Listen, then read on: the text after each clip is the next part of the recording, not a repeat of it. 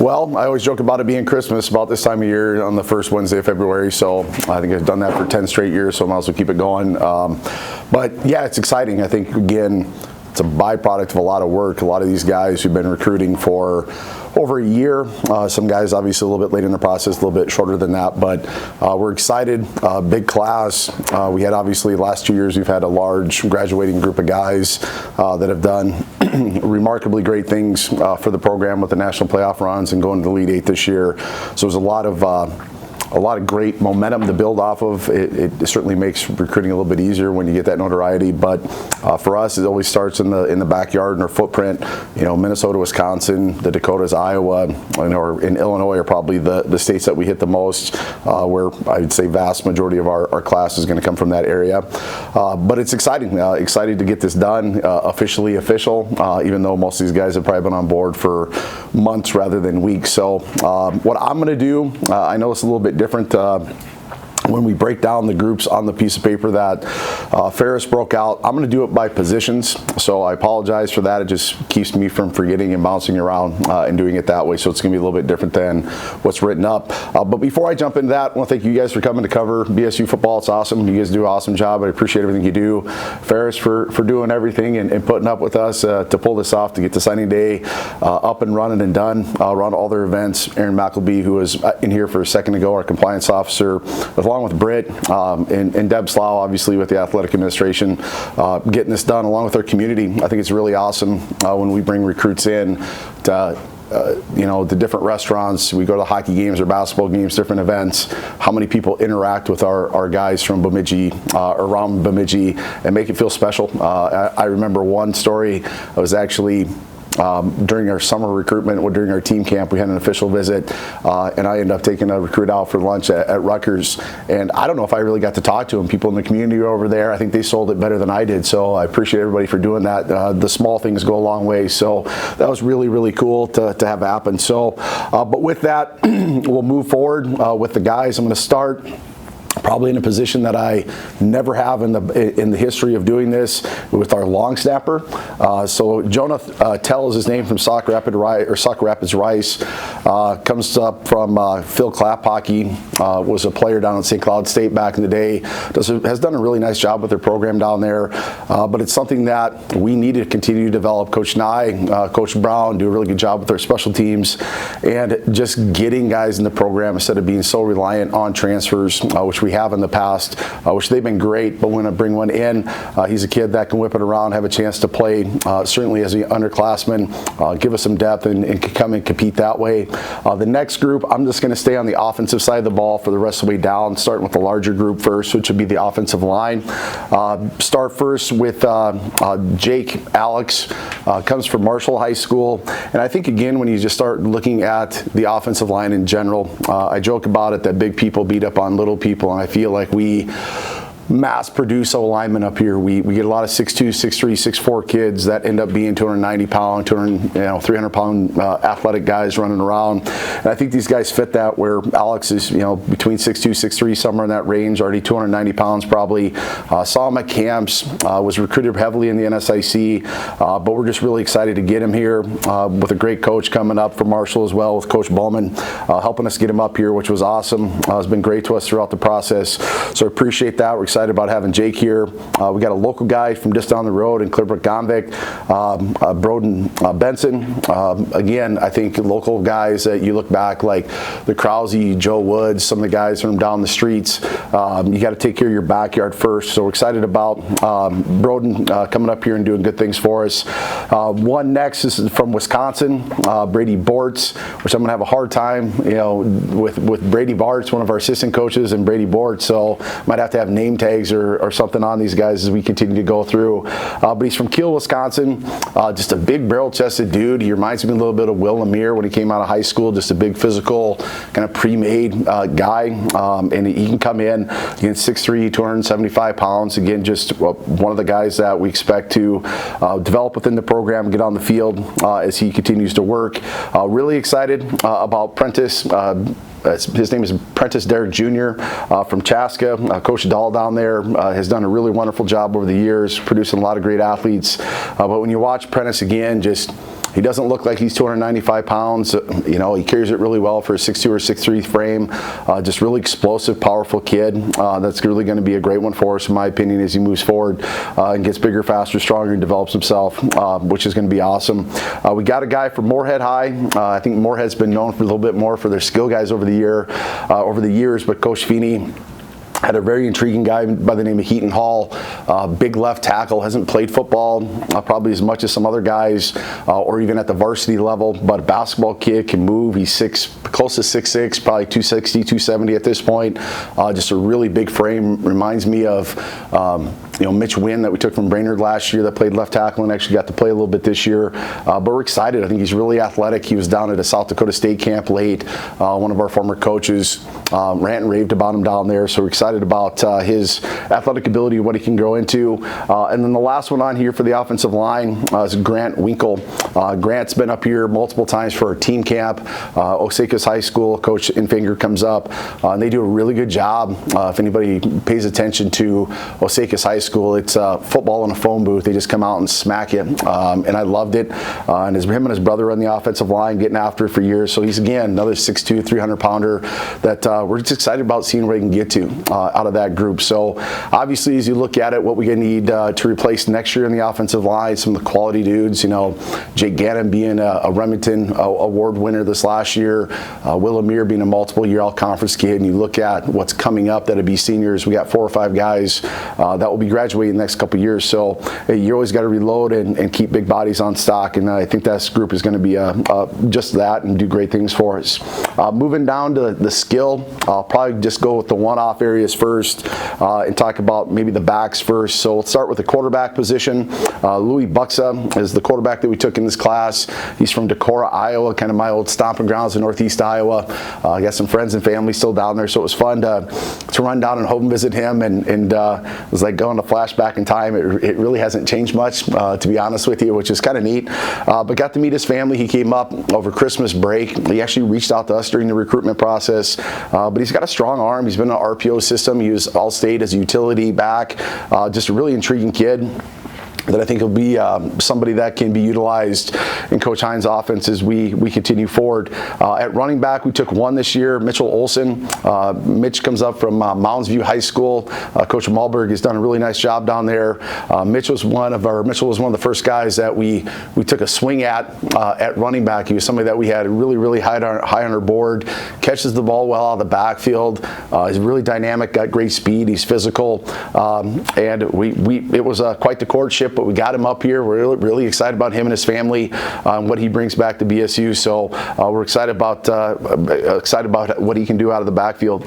Next, as I mentioned before, we got this thing rolling. We tend to collect some big fullbacks here, and I don't know how many other schools truly take fullbacks anymore. But Hank Arts from Fairmont High School here in Minnesota. He's 5'11"-ish, maybe 6 foot, 250 pounds or 245 pounds. Reminds me a little bit of Sam Connie, some of the really good fullbacks that we've had over the years here. We got Jaden Hellerud in-house as well that played for us last year. But Hank's kind of pre-made. I got to see him at a few camps. Very physical kid. He'll fit really well into what we were asking our guys to do, and I think he have a chance to get on the field as an underclassman. Moving to the tight end position, we took Gavin Olschlager from Walker. Coach Pfeiffer, obviously his son's on the team, so we're getting a little bit of connection to get some of the Walker Hackensack Akeley kids up here. But Gavin's really interesting kid. He's really long-limbed. He's 6'4". I think he's weighed up to 225 or something like that. But we're going to play him at tight end. He played on both sides of the ball, but we're excited about him. He's not afraid of contact. He'll slam it up in there as a kid that can still put on a lot of weight. So it'll be fun, and we've been wanting to get back to having tight ends. We've made them here with some old linemen and everything else. So it'd be fun to give Gavin that opportunity to get out there and get after it. The next group that I'll run into on the offensive skill side will be the receiving group. And the first one on my list is Julian Bailey. Julian comes over from Manitowoc, Lincoln. Coach Smith over there done a really nice job just getting him in space. He's kind of a Swiss Army knife, did a lot of different things he was in the backfield as a Wildcat quarterback, played quarterback for part of his career, but he's really dynamic in space. He reminds me a little bit of some of the guys that we've had in our past, like Juwan Richards or even hill this past few years for us. Jake, he's just smooth, long, limb kid that can do a lot of dynamic things when the ball's in his hands. The next one, again, from Sauk Rapids Rice, again, mentioned that Coach Claphawky's down there, but Hudson Amok is a kid that, you know, you watch him, he reminds me just of a kid that's in the, you know, playing basketball. You can throw alley-oops to him. It's the same thing on the football field. A really gifted basketball player in that regard as well. But he's just a fun one. I think Hudson has a big upside to play outside receiver for us, bring back some of the things that maybe, you know, like Bolio and some of those guys with Dell that we're able to throw it up to, back shoulder, just big catch radius. And he has a bigger frame, being 6'1", 6'2", with good leaping ability. So it'll be fun to have him out running around. And a couple of guys that we got on late when Coach Hine got back, that he wanted to bring back in when he got back here. The first being Brock Wyant from Farmington High School. Down there, Farmington, it's kind of unique. They got two coaches, Coach Sutton and Coach Piper, that I believe are both retiring this year, actually, but done a really good job with Farmington High School. And Brock is a guy that reminds me of Bubba. Out of high school, he's a running back. Brock will line up at receiver slot. He's in the backfield, kind of a do-it-all type of dude, physical, he'll block. I'm just excited about just the way he plays. And obviously he's a really gifted kid and can run around athletically, but he just kind of got a little bit of it to him, and I'm excited about having that within the program with Brock. And then the last receiver on the group kind of reminds me, again, like with Hudson, Trey Borchers from Anoka. Trey, again, very productive, multiple year, you know, all-conference kid, all-state kid. I think he has a program record for yardage, I believe, or receptions, but very, very productive. Has been playing for the last, I believe, 4 years on the varsity level. But again, kid, I think that can fill out, be 190, maybe 200-pound receiver for us outside at the outside position, which we need. Like if you reflect back with some of those really good receivers, even all the way back to Jake Anderson and some of those guys, just big 6'3", 6'2" kids outside that have catch radius that aren't afraid to bloody their nose of blocking either. So, but that's the offensive side of the group, which we're, again, I think, you know, with Coach Pike leaving and getting Coach Hine back here, having the identity and keeping the same identity of what we want to do is have big bodies up front that are athletic, that can play in space, pull those guys, and not just have to be trench for warfare, trying to blow people out of position, where we can get those guys out and moving, and then just have a bunch of skill kids, kind of have a lot of toys in the toy box to get it out on the perimeter. So I think the offensive group did a really nice job. Flipping over the defense, I'm going to start in the defensive secondary with the defensive backs. And we knew that we've been kind of reloading. We've lost some really, really good defensive backs and volume of defensive backs over the last couple years. So the first one is Amani Akins from Andrews High School down in the Chicago area. When you watch his film, you just kind of watch him in general. He's a big frame kid. He's almost 6 foot. He's 170 pounds. Reminds me of Isaiah Johnson a little bit out of high school from you know, an returning all-conference kid for us next year on the team. But his skill set, he can play man, which is a big part of our defense, and I think he's going to get big. He doesn't mind coming up and smacking people either. So it's fun, and we'll see where he gravitates to, but a natural corner out of high school. The next one up here is Jacob Benarski from Mount Prospect High School Prospect High School of Mount Prospect, Illinois. Was able to run down, had his family up, great people. Got to meet his head coach when I was down in the area, swinging through on my last journey out recruiting. But he's played slot, he's played nickel, he's played safety, he's played corner. We're going to start him out at corner, which I think he can do. I think our nickel position, even our hawk or field side safety, are basically glorified corners. They play man all the time, what we ask those guys to do. So I think he's going to be versatile to play multiple spots, but the coverage aspect between him and Amani and Jacob are really exciting. Next one is Chad King from Brainerd High School, Coach Freed. Another one of those guys that was up at team camp multiple years that we've been able to watch. Multiple sport athlete. He's played multiple years and started. Obviously had a really great football team 2 years ago, had a deep run. Last year was a little bit down, but I'm sure they're going to get it rolling again down there at Brainerd.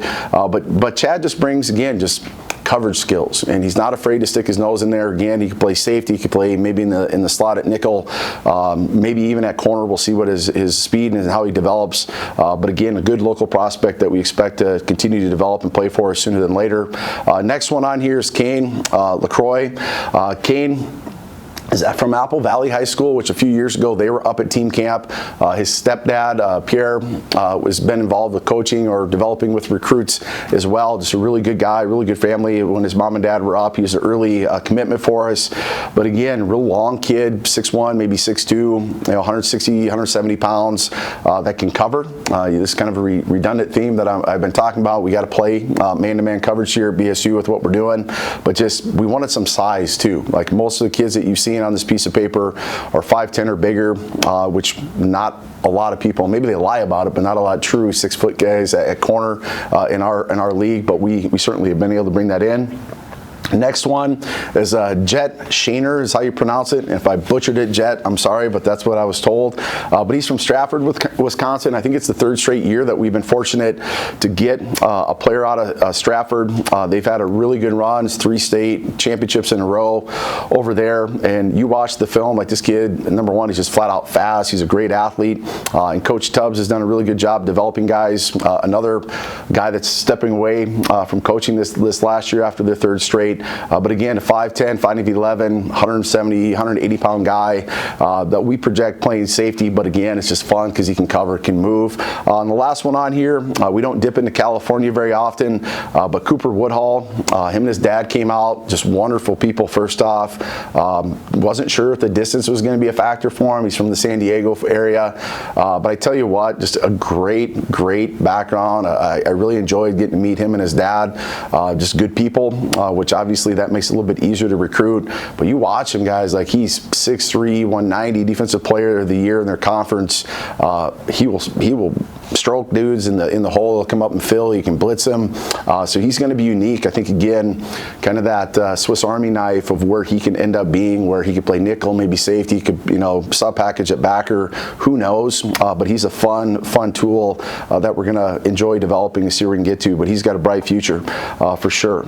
Next group I'm going to jump into would be the defensive line group, which obviously, if you paid attention to BSU football, we've had a pretty good run of defensive line guys over the last, 10 years, to be honest with you.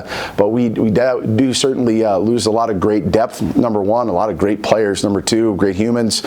So we knew we were going to have to reload at this position, so we took 3 D ends, we took 2 D tackles.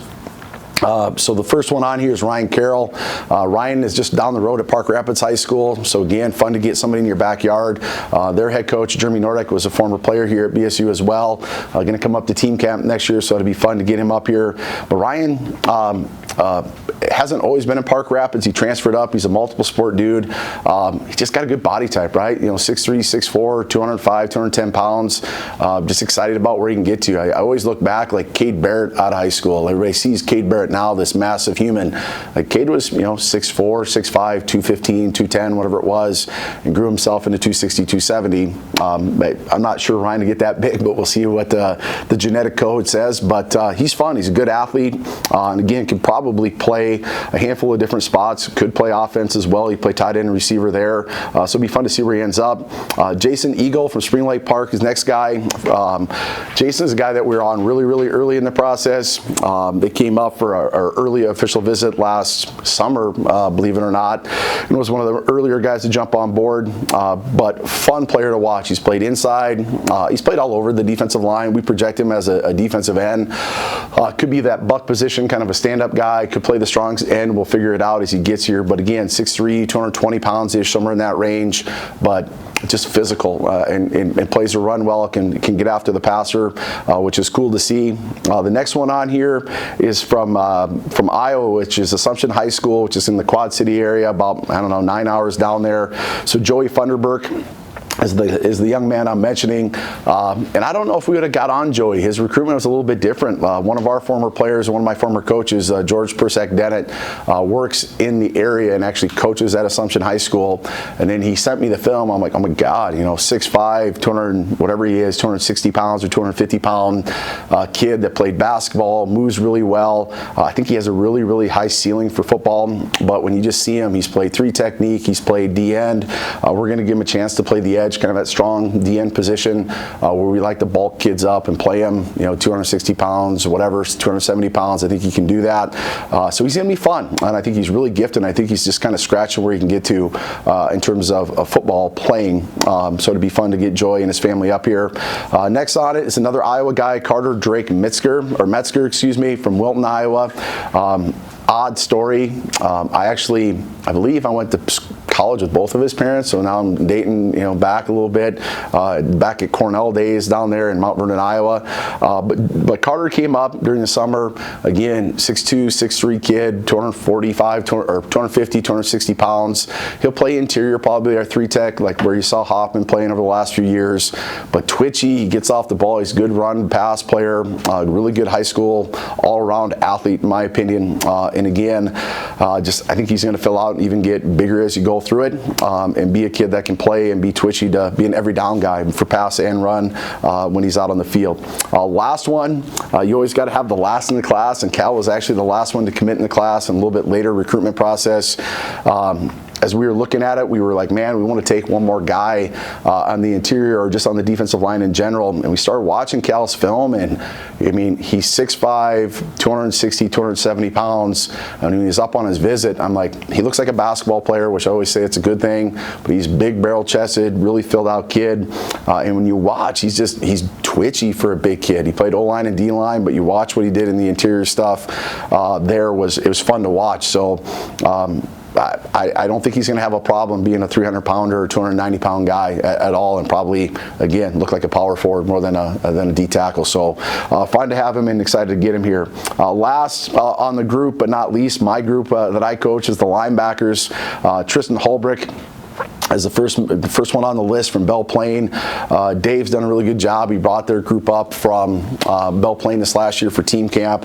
And Tristan was on our radar, but kind of just jumped off the charts when he was here at team camp. I kind of running through the ropes and through the through the ringer when he was here, and then unfortunately he got banged up. He didn't play a lot his senior year because of injuries, back wrestling right now, but I love linebackers that play running back, that play multiple positions, and he's just that. He's a 6'2", 210-pound kid that just moves really well, 4'7"-ish, I'm sure, or lower as he goes through the program.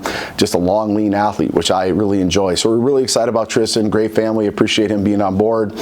Next one, real local guy just down the road from Nevis High School, Eli Klemek. Obviously, his dad's the head coach down there. Has done a wonderful job. I believe last year they won the state championship, or excuse me, 2 years ago they won the state championship. Had a ton of success this last year as well. He's a no-brainer for us. He's local, and he's a really good football player. I think he can play either of the inside backer positions. We've even, I've watched him early in the process saying, man, he should be a fullback. He's just a good athlete, and you can see that playing multiple spots and playing in space and 9-man. Like a lot of people, don't recruit 9-man, maybe as much as I tend to, because I like it. It's kind of like arena football a little bit, where it's out in space. You can see kids, their athletic ability. So we're excited about his ability and what he's going to be able to bring to it. And then lastly on the list is Ben Watson from Burnsville High School, coach down there. Varpness is a former BSU football player himself, alum. But Ben's going to be our nickel in the class, kind of that spot that, Max Baduras, Gabe Ames, and, obviously Cam Gothard this last year. But really athletic kid. 6'1", maybe 195, 200 pounds, just played all over. Played running back, he's played receivers, played a lot of different positions in the secondary and at backer.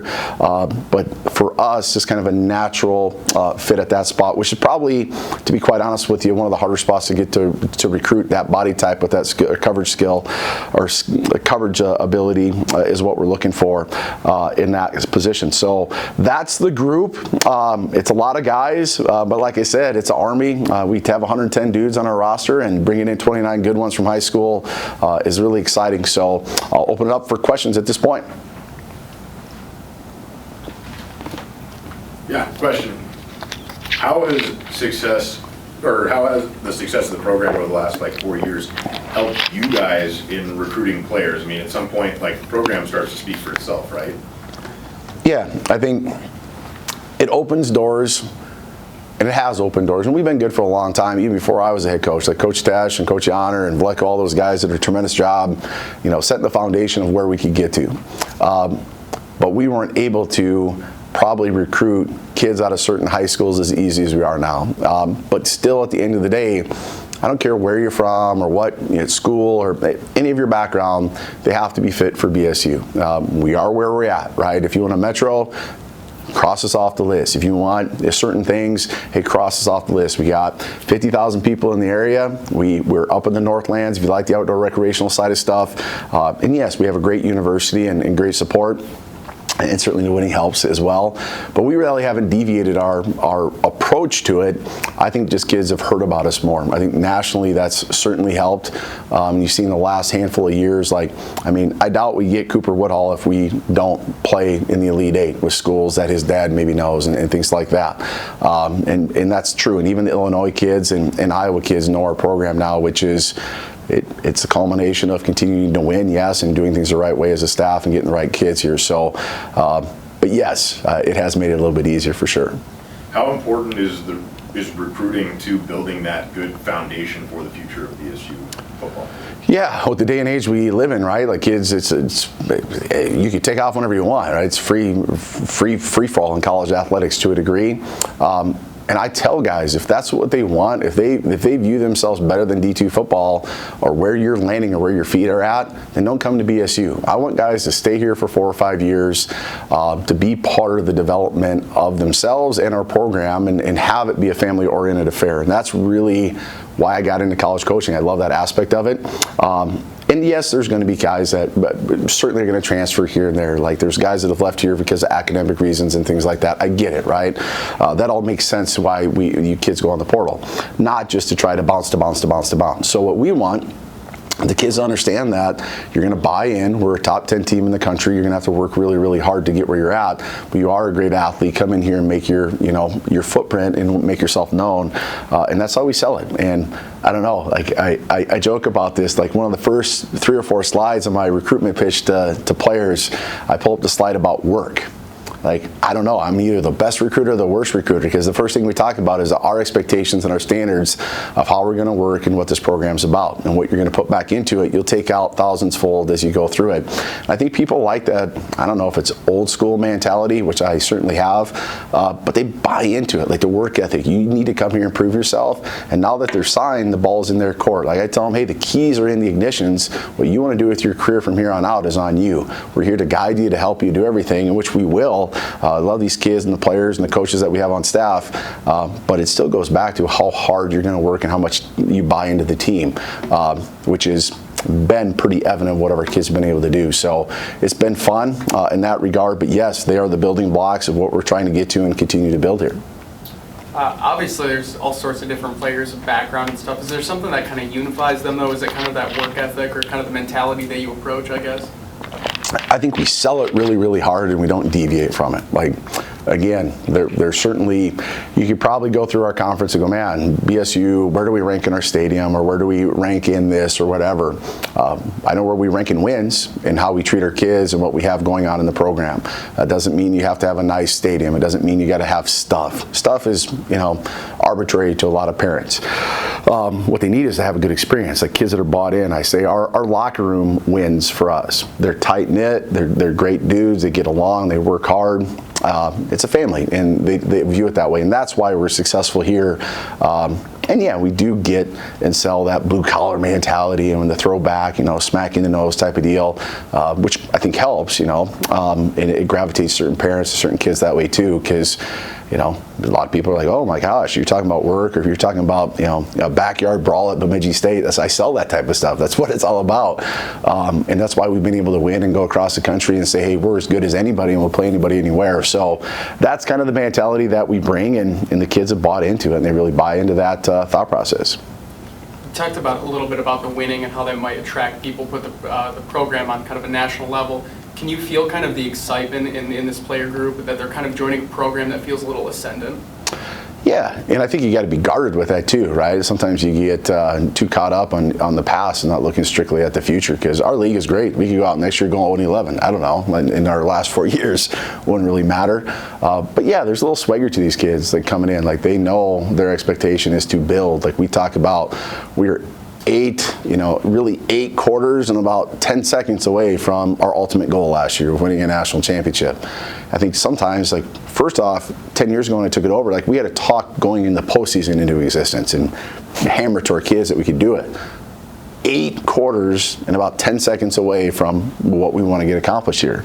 And that's the ultimate goal. Like, we talk about that. You have to talk about it. So is that a little high in terms of our aspiration? Maybe, but I view it as, if you don't continue to say that's our goal and that's what we want to try to get done, then you're never going to will it into existence. And I think our kids believe that we can go do it. I do too. We can get it done here. We found a way to win here at Bemidji State at a high level and keep our kids here and do it in a unique way that kids enjoy being in, and their parents too, and that's the fun part of it. How important is bringing in local talent, or is that something that just some years it happens, some years it doesn't? I think you always start inside out, near to far.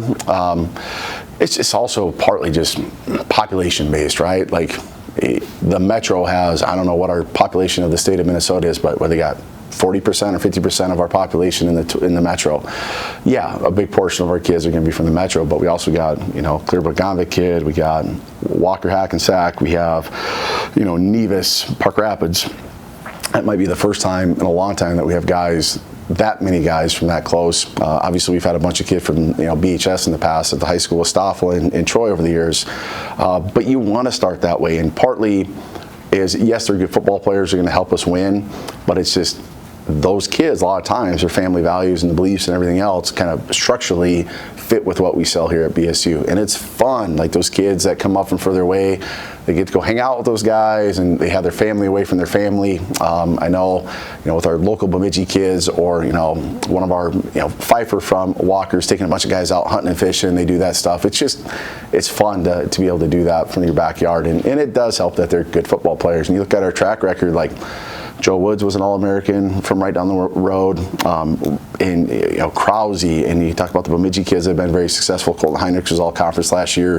Dritz is from Brainerd, who had a great career great year last year. So the more kids that we can get from the area, the better. But what is our local area? I don't know, 6 hours because of population. That's kind of the way I feel. But yeah. Well, how is it important for you guys to find those guys and pull them in, as opposed to maybe Duluth or Moorhead or Mankato? Yeah, and I think in years past, I don't know if we would have got some of these guys that were local. Maybe they would have taken off for greener pastures in their eyes. But I think now it's a pretty easy selling point for us. And part of it's just, too, is